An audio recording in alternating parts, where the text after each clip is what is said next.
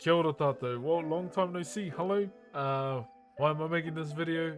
It's more so to say thank you very much to everyone for all the kind words and all the thank yous and congratulations in terms of working on a piece for Moana 2. Yeah, never in my days I thought I'd be collaborating with Disney.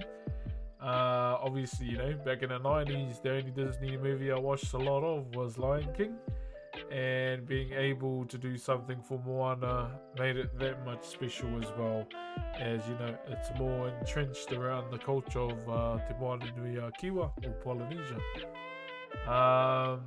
At first, you know, I was pretty unsure about doing it, but deep down, you know, this is an opportunity I couldn't let slip by pretty much, and yeah, I went into it full force and got it done. So I had to choose between a hook or a hoi, and the main reason I chose to do a hoi because I genuinely like to carve hoi majority of the time. I haven't really carved the hook at all in my whole life as a carver, but Moana being the main character was the reason why I chose a hoi as well.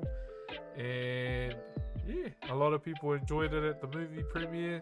Temuera Morrison was waving it around, doing some moves with it, and it was cool just to watch the entirety of that moment from a distance, as I like to do anyway.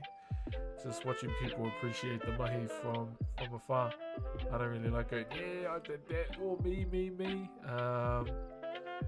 Right down to the premiere too of the movie, everything was amazing from the movie itself. I enjoyed it, my kids enjoyed it as well, and I know there's, you know, people out there that didn't, but hey, my kids enjoyed it and I enjoyed it, and that's all that matters to me.